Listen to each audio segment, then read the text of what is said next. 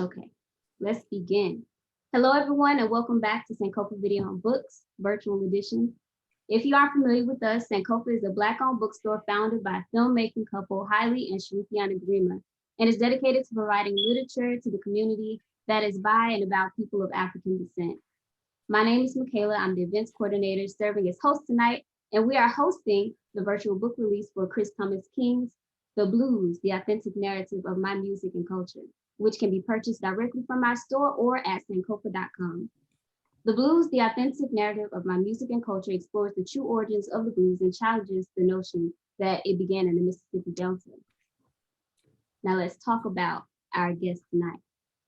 Mr. King's conversation partner tonight is HU's own Dr. Clarence Lusane. And Dr. Lusane is a full professor and former chairman of Howard University's Department of Political Science and former chairman of Howard University's Department of Political Science, He's an author, activist, scholar, lecturer, and journalist.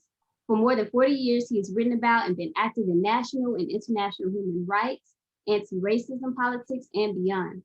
He's earned his BA in communications from Wayne State University and both his master's and PhD from Howard University in political science. And lucky for us, he's also a musicophile as well. So we're very happy to have him tonight. And of course, our featured author is Chris Thomas King. He was born into the blues in 1962 and was discovered in Louisiana in 1979 by a folklorist from the Smithsonian Institute and introduced to the world by folk label Arhoolie Records as an authentic folk blues successor to Huddy Leadbelly Ledbetter, Muddy Waters, Robert Johnson, and Jelly Roll Morton. King played the itinerant bluesman Tommy Johnson in the movie Oh Brother, Where Art Thou? And he has earned numerous awards, including an Album of the Year Grammy and an Album of the Year Country Music Award. I just have to say, as a Memphian, I'm really excited about tonight's event. I really look forward to the conversation. And without further ado, Chris Thomas King and Dr. Lusane, thank you so much for being here. Thank you, Michaela, and thanks Sankofa for organizing this, and welcome, Brother Chris. I have to say, when Michaela asked me to do this last weekend on Sunday, she sent me the PDF of the book, and we were going to do it originally on Tuesday. So when she first sent it to me and I saw it was 400 pages, I was like, I'm not reading no 400-page book. But then once I got into it, then I'm like, I'm not putting this down until I finish. It was a magnificent journey to read your work and the way in which you integrated the history, your own personal story, and the broader story of the music and what it meant. Just a personal note, my father is from New Orleans, played a little blues guitar back in the 20s and 30s. Back in the day, so I feel you. I really feel you. As the book just came out, but you've been working on this and been making this case for a while. I went back and looked at a TED Talk that you gave in 2016, and you opened it by singing, and you sang, "The blues was born in Louisiana, not Mississippi or Texarkana." And then you said that there were 3 myths. So can you kind of talk about that, the argument that you're making, and how that's basically revolutionizing how we think about blues? Well, thank you. It's a great pleasure to have this Zoom kind of coming out party for this book with you, Doctor. And the TED Talk was something that it was in the middle of my writing, and I had not yet, how can I say this? When I began, let me start at the beginning, it'll help me. When I began writing the story, my father was having Alzheimer's, and he was like, he had good days and bad days. And so what we decided to do was to, Louisiana State University helped me to put together, to hire a folklorist to interview him and record him on his good days. And from that, I was going to write basically a little memoir about our blues club, our family juke joint, Tabby's Blues Box. But as I began writing, I realized that I couldn't tell that story without telling the larger story, because underneath this whole idea that we've been fed as to what the blues is and where it came from, this whole narrative is a fairy tale. I mean, I always knew it was. I never embraced it. Anybody that's followed my music career know that I wasn't one to stay in a box. So, but I didn't know the depth. When I went down that rabbit hole, I didn't realize that I would find some of the things that I found that astounded me.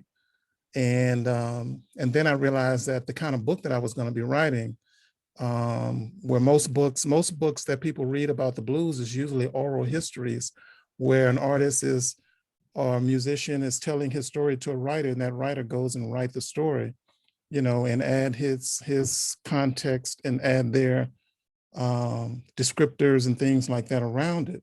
So a lot of times the person is saying, yeah, well, I first started playing the blues such a time, but then the writer would go and say, yeah, well, he started playing jazz or swing with, that's not what the man said.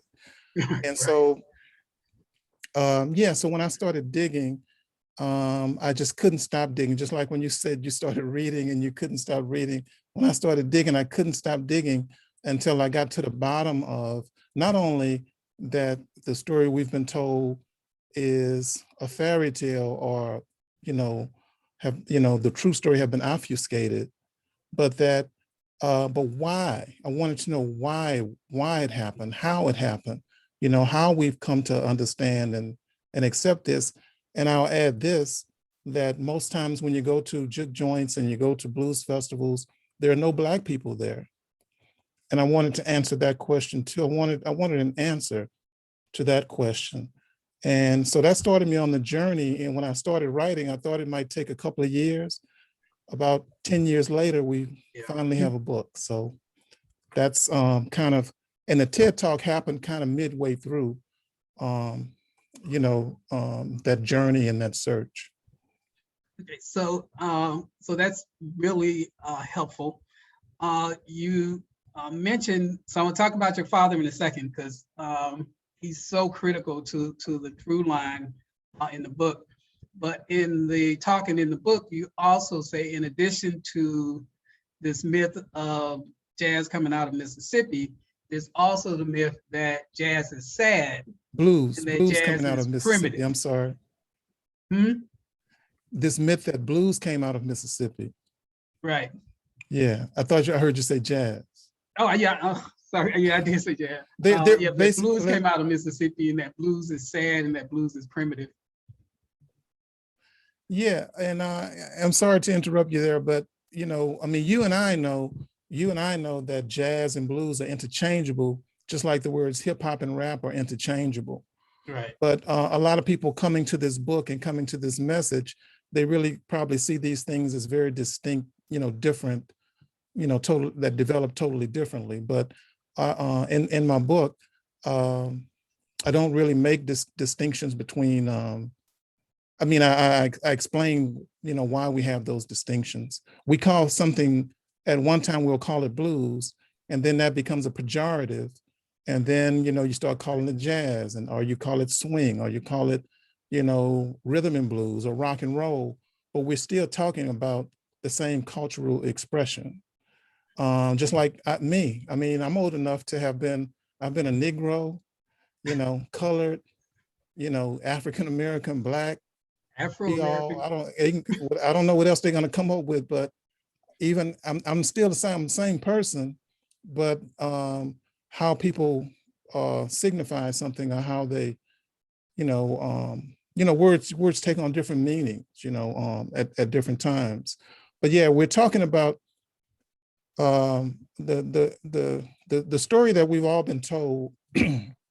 The story that we've all been told is that the blues originated, and we all have this in our mind, that the blues, the definition of the blues is that it means that you're down in the dumps, you're you're sad, depressed, you are downtrodden, you're in a state of you're miserable. And so you want to start singing. And slaves were miserable. And so the slaves in Mississippi, would work behind a plow or in the field or, in chains or whatever, and they would sing while they worked and everything and all this kind of stuff. And this is the beginning of the blues. Right. And that's what we've all been taught. And that's what we've been taught in these Ivy League schools, such as Harvard and places like that. But when you go digging and you go and try to find some real evidence of that, not only do you not find that that's not where the blues began. It didn't begin in Mississippi on slave plantations. You learn that there weren't any slave plantations in the area that they call the Mississippi Delta. There were never any Black people or slaves there. So when people come and go and visit the Mississippi Delta, that has been mythologized, Clarksdale and these places and Greenwood, Coahoma County and places like this, where they say the blues began, there are no slave shacks.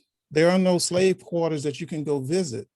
There are no old mansions, slave plantation mansions in these parts of Mississippi, because it never happened. That's not even Black history.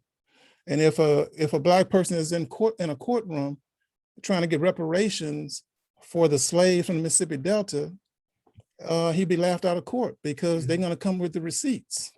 Because they got receipts on all this stuff. I mean, they kept meticulous records of their most prized possessions, their enslaved people, their property.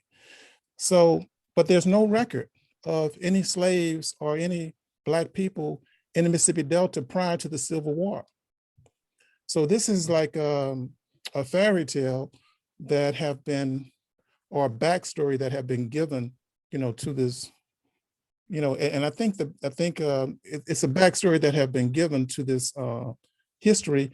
And the sad thing about it is that a lot of African Americans, a lot of Black people have accepted this truism, and without really thinking about it or really delving into it to find out if it's real or not.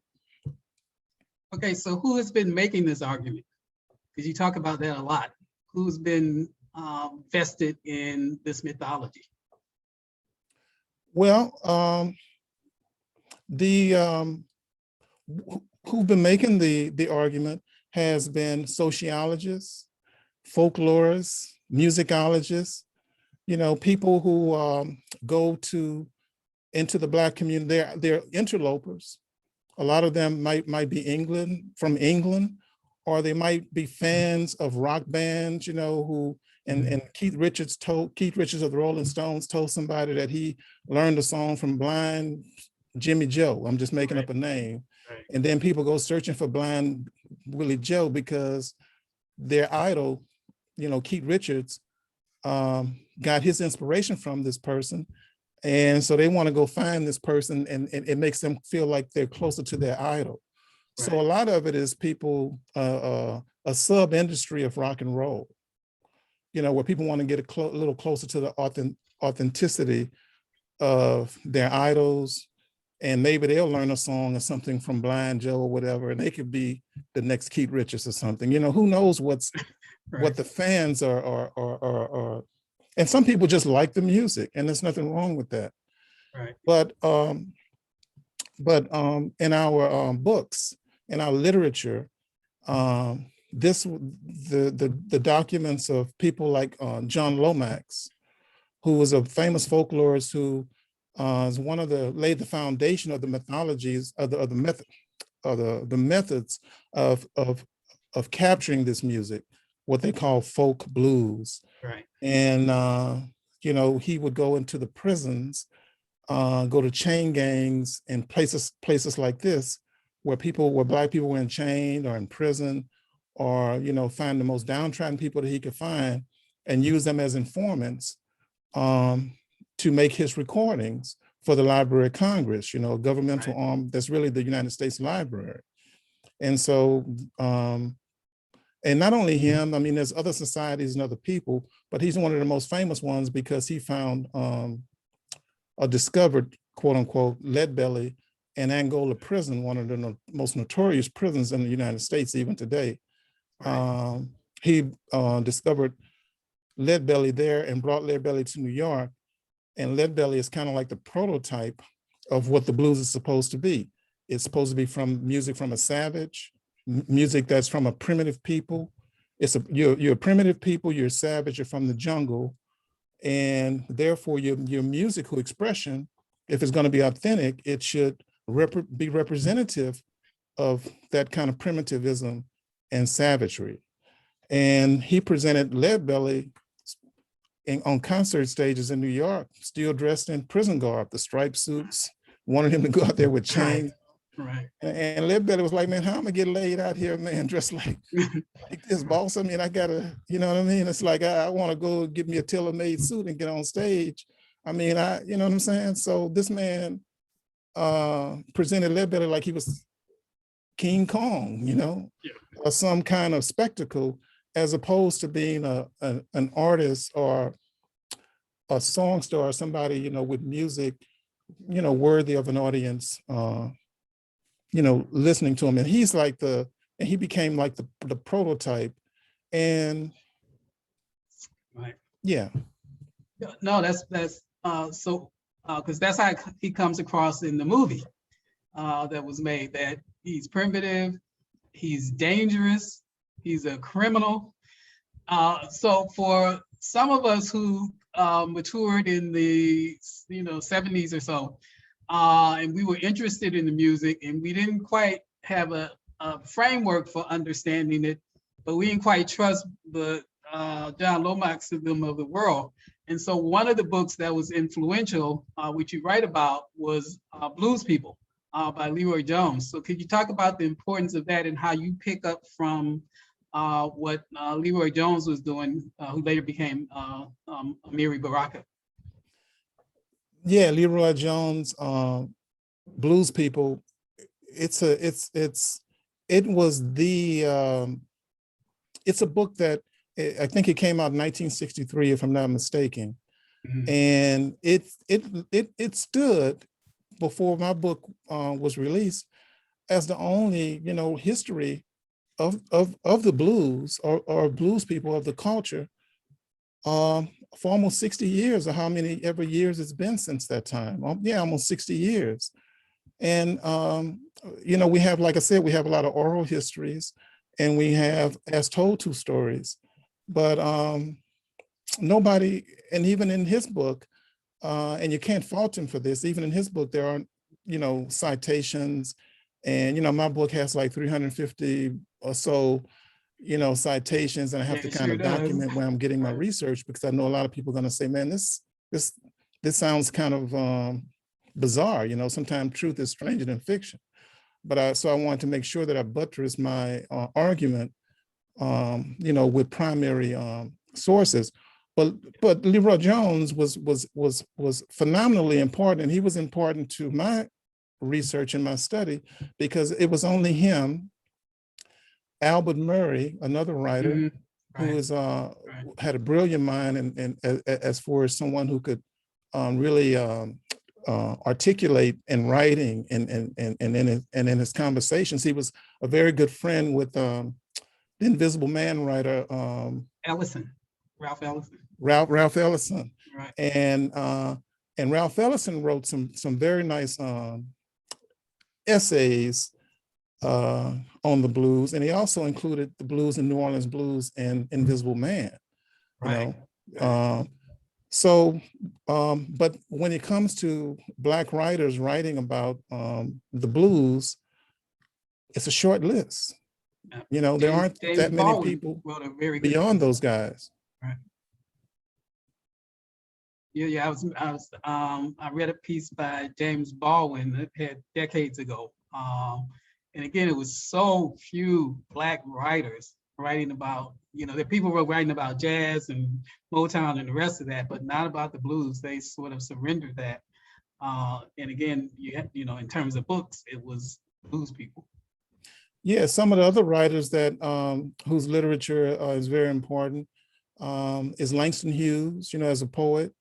and, some of the novels that he wrote, and Nora Hurston as well. Right. But when it comes to the blues, Nora Hurston and Langston Hughes and the Harlem Renaissance itself has some flaws and some things that gave us a false sense of our history by embracing what was taught at Harvard. A lot of the, the leader of the Harlem Renaissance, he studied at Harvard. I think he had a doctorate from there. And when you go to Harvard in the 19-teens or the 1920s and 30s, you're going to learn a lot of, there's a lot of eugenics, a lot of, if they teach Black history at all, they teach it in a National Geographic way. Yeah. Where, you're kind of like the other, you're this, you're either exoticized or you're this primitive people to be studied, with a microscope or something, or some kind of, National Geographic type of thing. And a lot of times these professors would leave Harvard and places like that, Princeton, and they would come into Black universities and teach what they learned at these supposedly respectable universities. And we end up with a Black history, like this is Black History Month for Black music, or you have Black History Month, from Carter G. Woodson that he helped found. And you end up teaching fairy tales and obfuscations about your own story. The blues did not begin on slave plantations in the Mississippi Delta. The blues is not a slave music. It didn't come out of slavery at all. And it didn't come into being until the 1890s, and it came out of New Orleans. And it didn't begin in a rustic rural setting. The blues is cosmopolitan, and it came out of very and it has a philosophy behind it. And that's the part of the book I think that makes my book different, is that I acknowledge and try to follow the philosophy of the blues, try to define that and try to bring that forth and bring that out. Whereas most other people, they want to know what guitar he played or what strings did he have on his guitar, Right. and what pick was he using, and all these kind of things. To me, that's like going to Thomas Jefferson, to Monticello, and saying, well, what pen was he writing with? And what paper was he writing with? And if I just write with that pen and that paper, maybe I could write something as brilliant as what he, wrote. It's like, but nobody thinks like that, because they understand that, this man, was a thinking, breathing human being, but we haven't really, the blues haven't been given that same type of it hasn't been, in literature, it just hasn't risen to that level where the philosophy of the blues, has been discussed or debated. There's, the idea that there's a blues intellectual is like an oxymoron, so, but we need more blues intellectuals, because the blues is a music of free expression. It's an Enlightenment music. And when I say Enlightenment, I'm talking in the traditional sense of coming out of Europe, where they,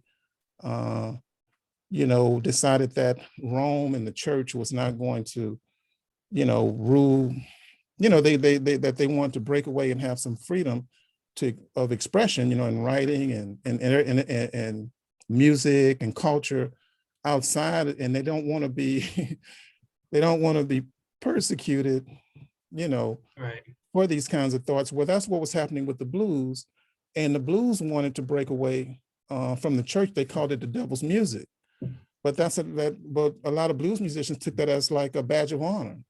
It's like putting a parental advisory stick on a Tupac record. It's just gonna sell more records. You're gonna bad even more, right?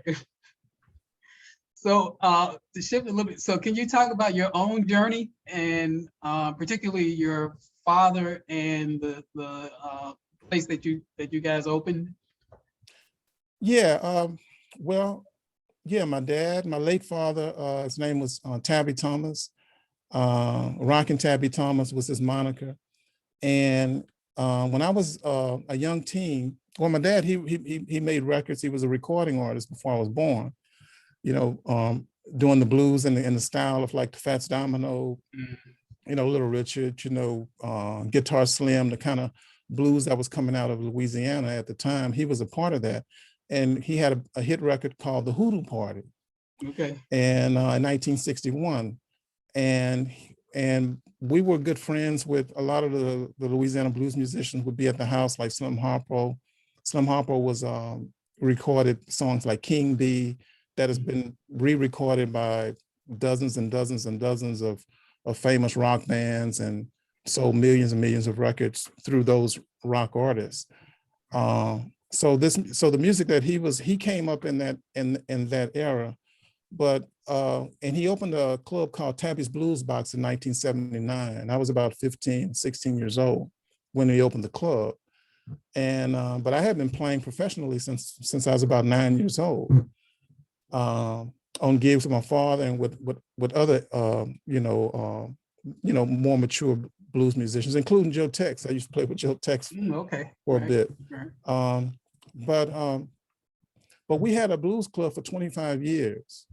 And when we opened our club, we went a little area of town in Baton Rouge, near downtown, where in a Black neighborhood, that had been a thriving community in the 40s and 50s. But after a lot of race riots and things that happened in the 60s and early 70s, that and integration happened. Well, just like in a lot of cities across America, the Black middle class, had other options. Right. And so some of those businesses began to suffer. But my dad opened his club in 1979 when most of these buildings were boarded up. And he brought this thoroughfare kind of back to life, invigorated it a little bit. And next door to my dad was a place called Rose and Thomas Soul Food Cafe. So the whole thing was going on right there. And soon after my dad opened, we began to get bus tours, from France and other places come into the Blues Box. They'll come, unannounced, and because people saw it as a cultural happening, and it really was. And it also was one of the early places in Baton Rouge that where Black and white people got together, slow dragging, dancing together, having a good time together, in the wee hours of the morning. And this was a little bit risque and frowned upon, by some people, in the community. Right. But long story short, my dad's club was raised by the city, in 1999 for gentrification, to put it simply. Right. And so the club is no more. And that's one of the reasons why I wanted to, capture those memories, in a book. But I didn't, like I said, when I began writing the book, I didn't realize that I would, write the first, what I call the first, authentic history of the blues. Right. Right. So you mentioned that you started pretty young, when you were about 8 or 9. There was an incident when you were 10 that interrupted it for a hot minute, but then you continued on. So can you talk about that, and then your journey to Oh Brother, Where Art Thou, which is probably a lot of how people may know you who are not into the blues, but into Coen Brother films, and that being one of the most remarkable films and one of the most entertaining films that they've produced. Yeah, well, I might have never made that film if the incident that you speak of in the book, I share a story about being accused of robbing a bank at about 10 years old in a church, and I was arrested, interrogated, but long story short, I was falsely accused, by a bully in the neighborhood. Right. And but that could have changed my life. I mean, my life could have been, there's a lot of innocent people in Angola or people in Angola for things they didn't do, or, sentences that are out of proportion, Right. with what they have been accused of. Right. I could have been one of those people. So, you know, there before the grace of God go I. I feel very fortunate that a lot of the traps, that's set for people when they are in these, you know, I would call these neighborhoods, some of these neighborhoods embargoed, you know what I mean? Right. And it's difficult to find your way out of, there's all these landmines that's laid for you, that all these traps that's laid for you that, fortunate for me, my music kind of kept me out of a lot of mischief. Right.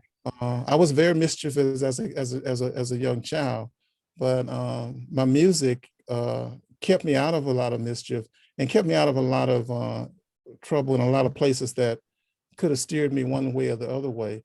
Right. And another, and in my own family, like my brother, was, had a more difficult path than I. Mm-hmm. So I'm fortunate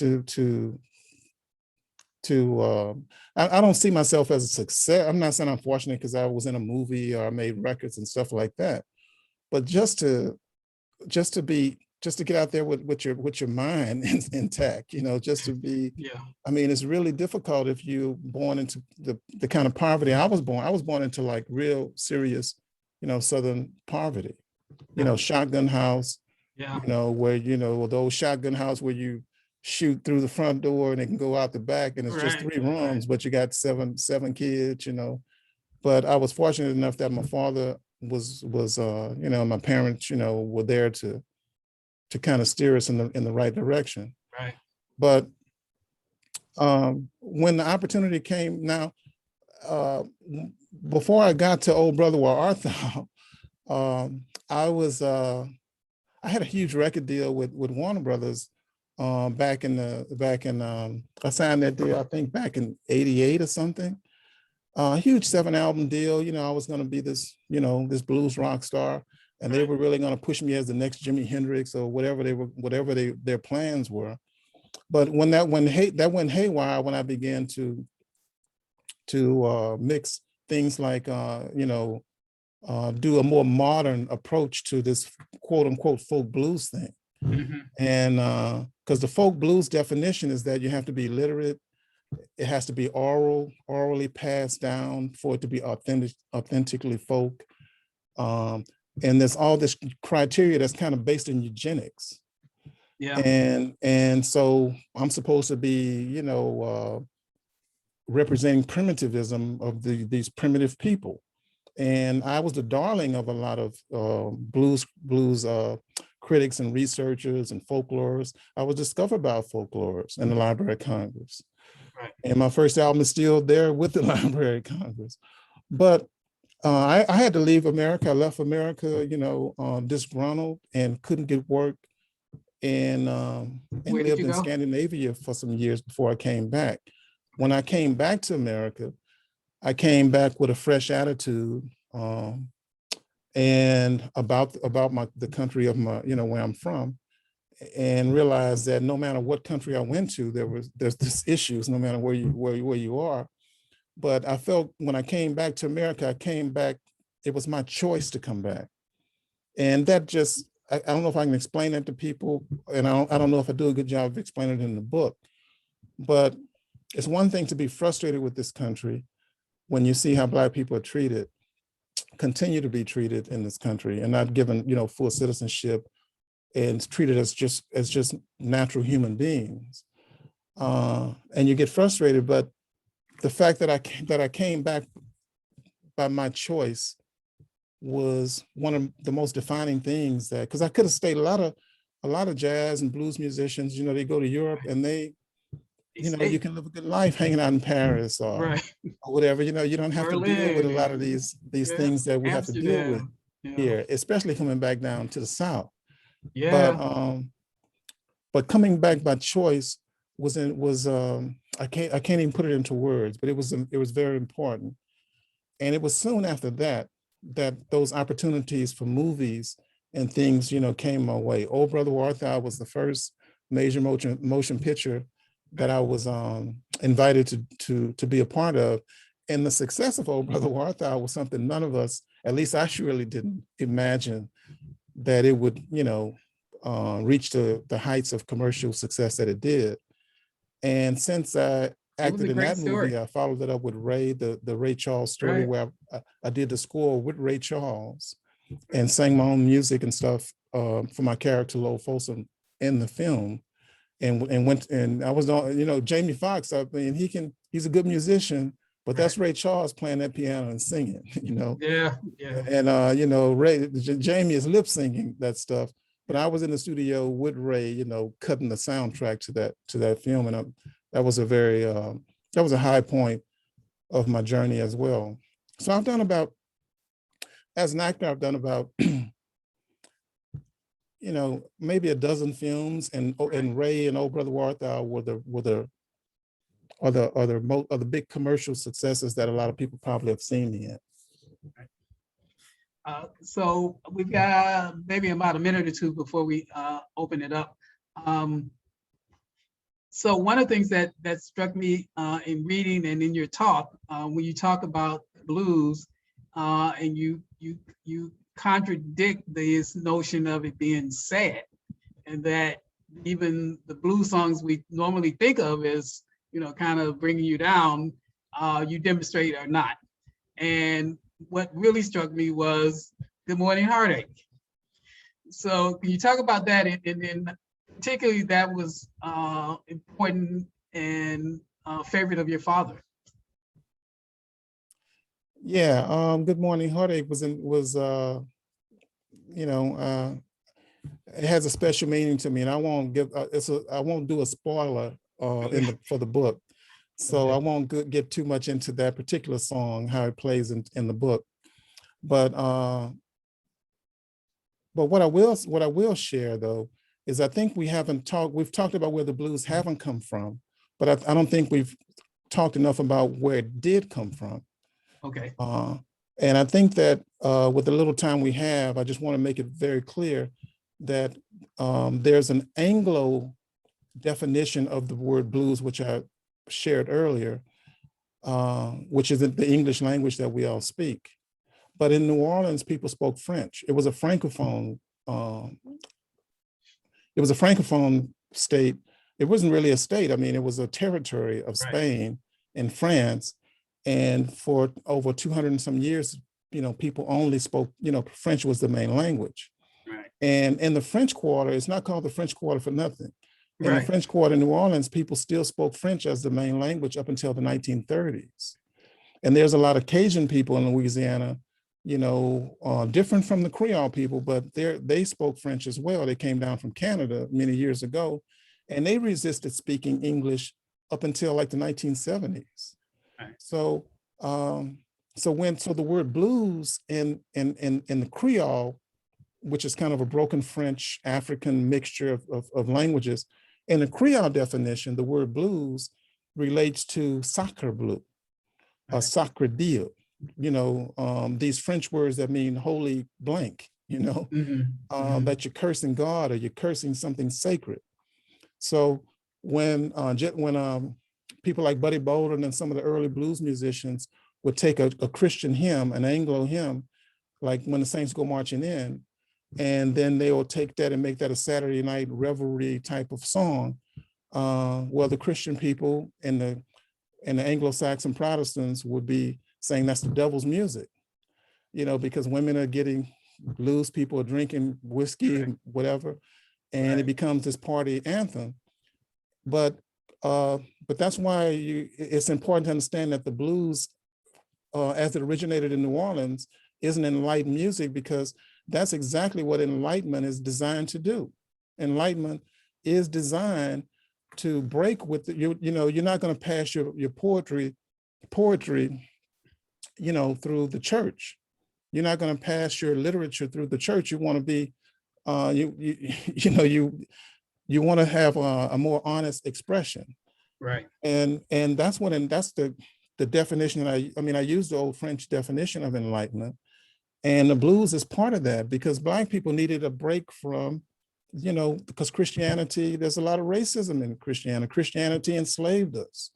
So, of course, and what was happening in New Orleans at that time, and I'll, say this and hopefully we can open up and talk a little more about it. But what was happening in the 1890s is that you've had, free Black people that had come from Haiti into Louisiana after they fought the French and won their freedom. And they came into Louisiana, they established French opera houses. They had a 100-piece orchestra during slavery, Black orchestra, 100-piece Black orchestra in Louisiana for decades. And they had their own opera house. And these free people lived free in Louisiana all through slavery. And they wrote the Louisiana Constitution after the Civil War. They created a public school system for the first time. And so they had a culture that was very unique in America. As far as the British colonies, like Virginia and Carolina, they operated in a different way. But that Americanization of New Orleans and that Americanization, Anglicization of Creole culture is what they were pushing back on. So the blues was kind of like when Kaepernick takes a knee doing the national anthem and everybody's outraged about it. Right. The blues took a knee. The musicians and the poets and the artists took a knee in the 1890s. Right. And that's how we got the blues. They decided that they weren't going to play into and try to emulate European culture, that they weren't going to measure themselves by those measurements. Right. That they had pride in their own abilities, in their own culture, and they felt that their own culture was just as worthy of being elevated. And so even if they were going to do Catholic religion, they were going to throw some voodoo in there. Right. Right. If they were going to do a Christian hymn, they were going to do it their way. Right. They were going to put some voodoo in it. They was going to put their musical sensibilities in there. Yeah. And so free expression and enlightened music, and the word blues means something different in Louisiana than it did in the Anglo language. And of course that got lost in translation when the blues made it to Chicago and to Harlem in the 1920s. Right. Okay, thank you. That was a very rich explanation. Michaela, you have some questions for us? So I've come on to say that I think the audience is just so engrossed in what they're learning. I don't see any comments in the chat. So I think since we have the author here discussing the most critical points of the book, I think we should just continue. Take it away, continue on with the questions and the parts you feel that are most prominent. Okay, so again, I had a billion questions. So, so your father's journey also crisscrossed in Detroit and San Francisco. And it was in real critical eras of racial transition in the country when Black people were populating these cities and resisting. It wasn't just Tulsa, it was, happening all over the country. Can you talk about that? And then were you aware of this growing up, of your father's experiences in those situations? Not growing up. It wasn't something that was spoken about that much. A lot of those stories, I had bits and pieces. Right. I knew that my dad had, joined the service while he was in Detroit, but a lot of the things that happened around that, and especially I enjoyed writing about his stay in San Francisco. But right. a lot of that was gleaned from the interviews with him. That's the beauty of getting with your ancestors, while they're still here, getting with your parents, your grandparents, and trying to get these stories out of them, because they have some rich stories that they can share that really connect some dots that you might not even be aware. You might, there's no way to be aware of it, but once you once you get those stories, and then you say, hey, well, while he was there, this was happening in Detroit. Right. Detroit had just had a riot. Right. And when he showed up, he was staying in the same projects that the Supremes, grew up in, and Smokey Robinson grew up in the same projects. And while he was there, John Lee Hooker was playing down there, in this black district where they had all the saloons and stuff. They had a nice little blues scene going on there. And my dad, tried to find his way into the blues scene. But he didn't have any luck at that time. My dad wasn't a guitarist when he was young. He was just a singer, but he knew nothing about the music business. Right. So he went into the service and spent time in the service. And then when he was released in San Francisco.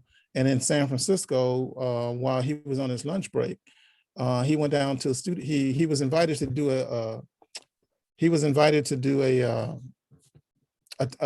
talent show. And in this talent show, for a popular radio station there, he was competing against Etta James and Johnny Mathis. Right. And my dad won the contest, and that led to his first recording session, which he recorded his first song on his lunch break. And that kind of got him into the music business. Eventually he moved back to Louisiana and started a family. And that's kind of where I come into the story. Right. So can you talk about sort of the state of blues today? So as you mentioned, if you go to a jazz place, it's going to be mostly white, but definitely if you go to a blues festival or concert, it's a good chance it's going to be mostly white. But there are younger blues musicians who some are children of older blues musicians, some are just got interested in the music. Can you give us a kind of a sense of the state of the blues scene as you see it today and where it might be headed? Yeah, I'll try. As far as predicting the future, I'm not that good at that, and I'm not as confident in that. But I can tell you where we are right now. And I used to come into, for the last several years, I've been doing I'll coming to Washington, D.C. to Georgetown and play Blues Alley, which is a fantastic club. And I would do like a whole week engagement, like 8 shows. Like during Labor Day weekend, I would come, and I would usually start off the year at Blues Alley. And we'd have a lot of sold out shows there. But that's a different kind of audience, at Blues Alley than what you get, just normally, your Washington, D.C. is a very unique market, with all the tourists and government, people coming in and out of D.C. But unfortunately, I think Blues Alley may not reopen after the shutdown after COVID-19, or they might try to find a new location. So we're losing, just like, they weren't raised like my father's place was raised, but we're losing a lot of live music venues right now that are in trouble.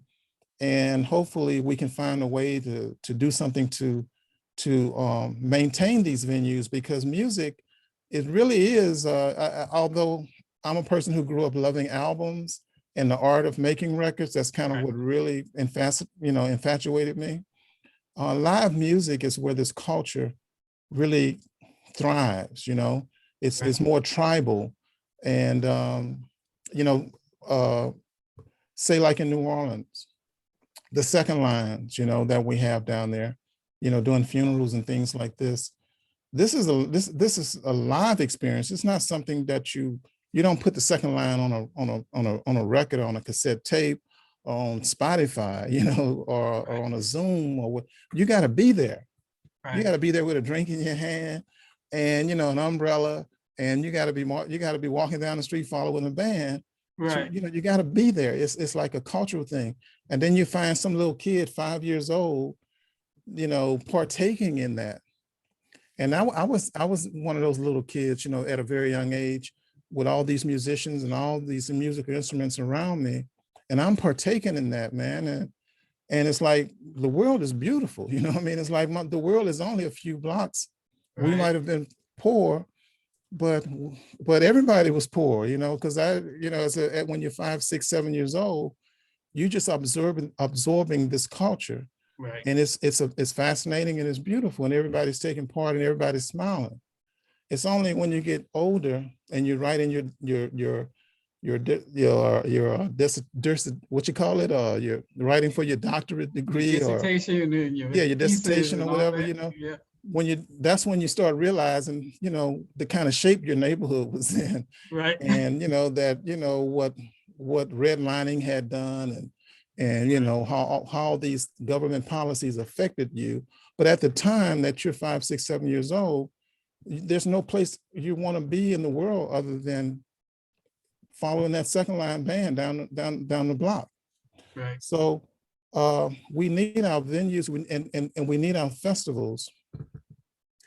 But I think that what you asked, the question that you asked, you know, if we have time, what really needs to be addressed is that a lot of the blues clubs and blues festivals that we have, there are no Black people at these festivals.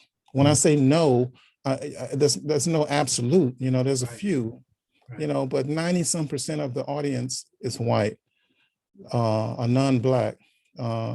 And the same thing at the juke joints. And even when you go into Mississippi, into Clarksdale and places like that, where Mississippi is really promoting, you know, the blues as coming from Mississippi for tourism. And it's okay to hey man, you know, I mean, you know, they got Mickey Mouse. I mean, you know what I mean? You know, you can create a Disneyland if you want to create a Disneyland around this thing. But the Black people in Mississippi do not partake in these events. Mm-hmm. And that's, and so you have to be, you know, you have to try to reconcile what's happening here. Is this Black culture or is it not Black culture? And I would argue that the blues that we've come to be, that we've come to, the blues that have been fed to us, supposedly coming from Mississippi and having this criteria of you having to have picked cotton. If you pick a certain amount of cotton, then you have authenticity. You know, you're an authentic blues man or blues woman because, you know, you had this rural cotton picking experience. And so they always try to say, well, the blues is dying out. So send us some money, donate some money, because the blues, what you mean the blues is dying out? Oh, well, what is dying out is cotton pickers. Cotton pickers are dying out. Now, why am I'm not trying to keep that going. And second of all, I don't have anything to do with the blues.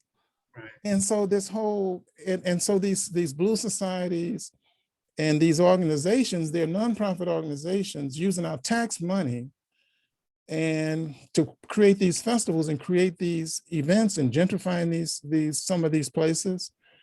And they are ostensibly, they are promoting Black culture, but they're not promoting Black culture at all. And Black people are not benefiting from it on stage, off stage, behind the scenes. Right. Black restaurants or Black businesses are not participating in this. And this money has to be redirected, you know, and I think that as far as the future go, I would like to see, you know, the young people at Howard, you know,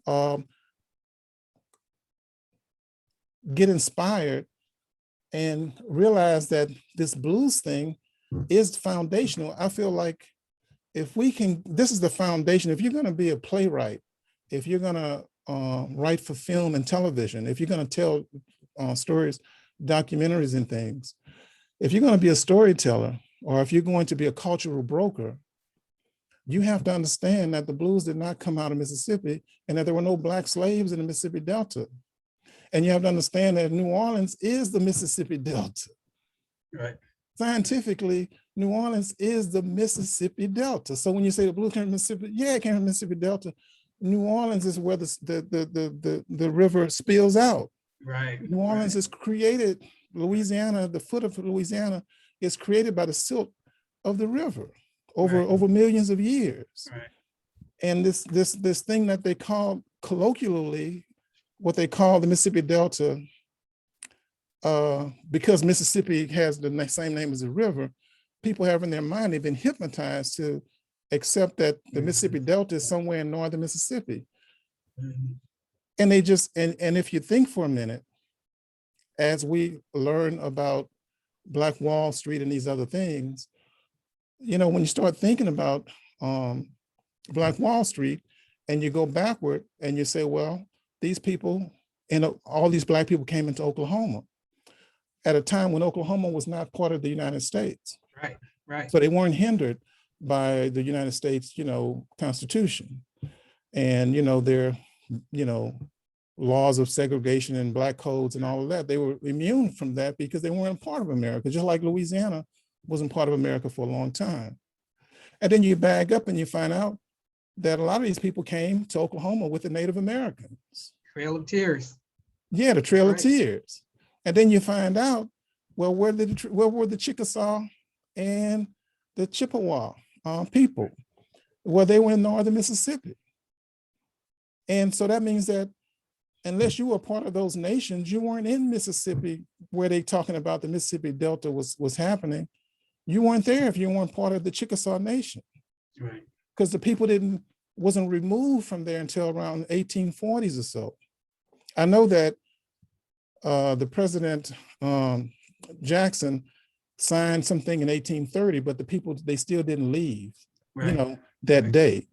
It took years to get them out of there. Right. And after they got them, after they got the Chickasaw people out of this area, Coahoma County and these places, only then were any white yeomen and you know, poor white people from Kentucky and Appalachians or whatever could kind of move into this area, which flooded it every year, so you couldn't grow any crops. And they began to kind of trickle down into Mississippi, but then the Civil War started. Right. And so Black people didn't come into Mississippi Delta until around 1890.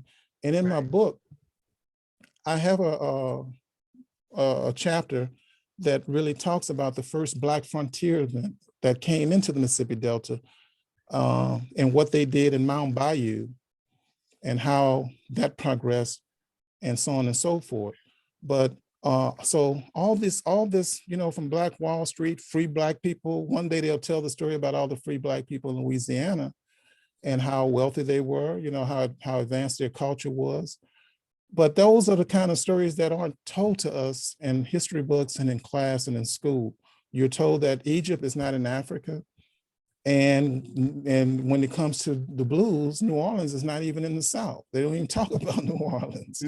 You know, they always direct you, you know, to Mississippi because Mississippi is supposed to be analogous to the Appalachia, you know. Yeah. Now, the Anglo folk music comes out of the Appalachia, you know, where you have pre-literate Europeans, you know, still singing songs that date back to when they were plowmen and milkmaids, you know, in old Europe, you know, with just strumming on a guitar and singing whatever.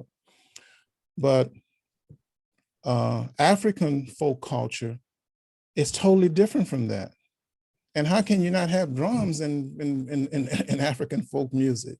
But when they created this idea of folk, they used the European standard or the European criteria and made a false equivalency to African folk music. So our folk music is the criteria for Black American folk music is the same criteria used for milkmaids and plowmen from 16th century pre-literate England and Scotland and places like that. Because when they created the Folklore Society at Harvard, they never in the early 1900s that educated, you know, everybody from Du Bois and all these people came out of Harvard, like I said, and came into the Black universities teaching and stuff. That Folklore Society was very influential, and they made this false equivalency because the Delta is so impoverished and Appalachia is so impoverished, and they try to make it like this is our beginning. Well, no, our beginning don't begin in the Mississippi Delta, you know, and our beginning goes back to ancient Egypt. And when I'm a guitarist, so the instrument that I play, when I trace the history of the instrument of the guitar, I trace the oldest guitar that we know of on planet Earth was found in ancient Egypt. And it was the North Africans that brought the guitar into Spain during the Moorish occupation in the 9th century. And the guitar was adapted and became a part of European culture through Africans bringing it out of Northern Africa into Spain. And when the Spanish colonized Florida, La Florida, and Louisiana was a part of that, the guitar made it over here with Black conquistadors and Black people that came over here, some free, some enslaved. But then you find the guitar at Congo Square in New Orleans, and an Englishman in 1818 was passing by a gathering of Black people. They would get together on Sundays and do their drumming and do their market, and they would play their guitars, and he drew an image of the instruments that he saw. And his name was Latrobe, and people can look these images up from Congo Square online. And the image that he drew was a Moorish, African Moorish guitar. But for up until my book came out, people called it a banjo. Mm. But a banjo does not have a sound hole in the middle of it. This instrument that he drew has a big sound hole right in the middle, which means that's a signifier that it's a guitar, it's an acoustic guitar.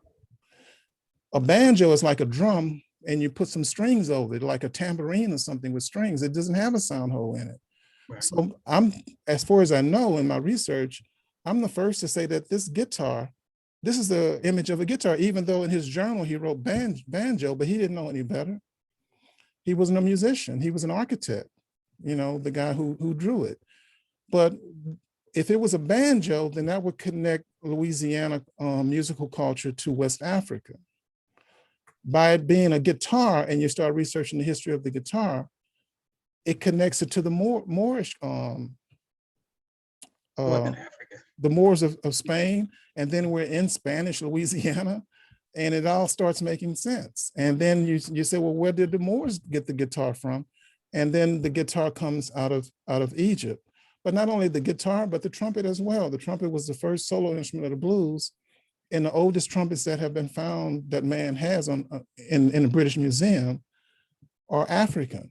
So every instrument that I have, you know, we were told that these are European instruments, the trumpet, the trombone, and all. None of those, no instrument in the European orchestra has a promogenitor that's European.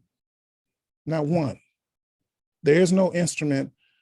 When you see a 100-piece European orchestra on the stage, every one of those instruments, the promogenitor of every instrument that Amadeus used, that, you know, Chopin or Bach or whoever, they're all using, the promogenitors of these instruments are African. There is no European instrument in a European orchestra that originated in Europe. It's all Black African inventions. And that's also in my book, and that's the foundation. I mean, I wouldn't, you know, so getting the terminology, the language, getting the language right, speaking the same language that the people spoke, the old Creole or whatever, and trying to put that in context, you know, finding the promogenitors of these instruments, all of that to me, it was a fascinating journey. I even traveled to Africa, to West Africa, and did some studying in Nigeria.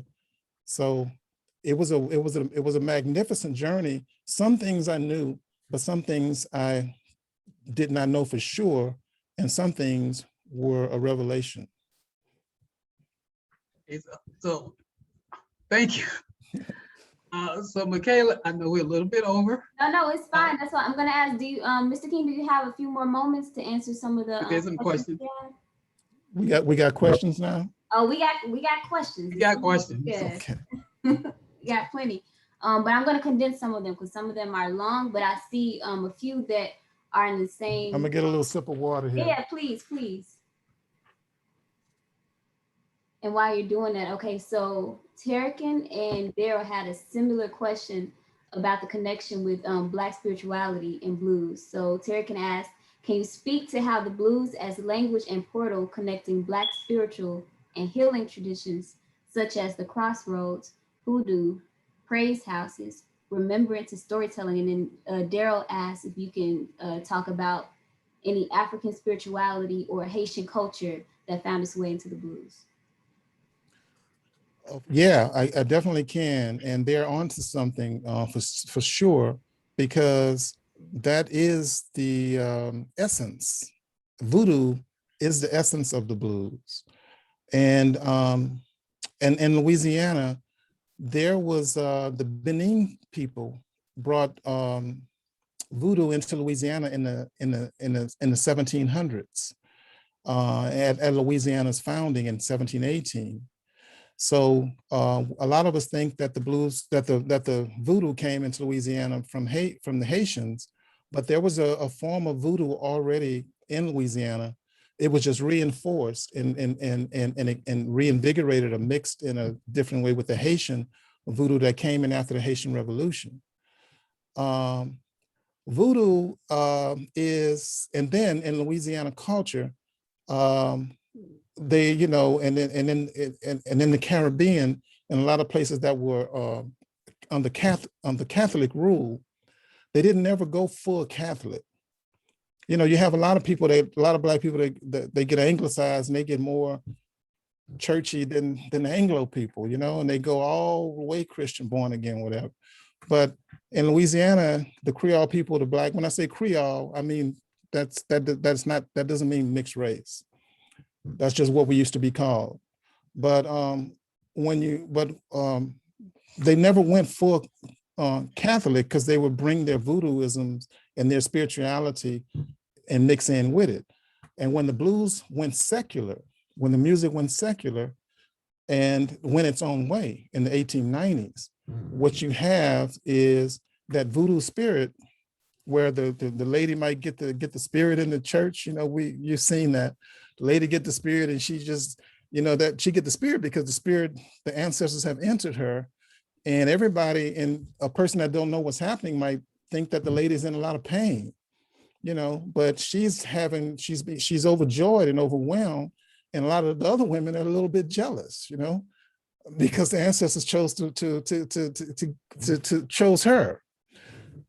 Oh, and when you take that secular and you see John Coltrane, or you see Jimi Hendrix, or you might see me close my eyes and get lost in the music, at some point, that's that same thing happening, but it's happening in a secular setting. So voodoo is a big part of, you know, what the blues is and what that solo is. When the other musicians sit around, because Jimmy, you know, Louis Armstrong, whoever, he got the spirit, so they let him go, let him do his thing, you know, and he don't even know what he's gonna play. He just know that he's gonna let the spirit take care of it. That's voodoo.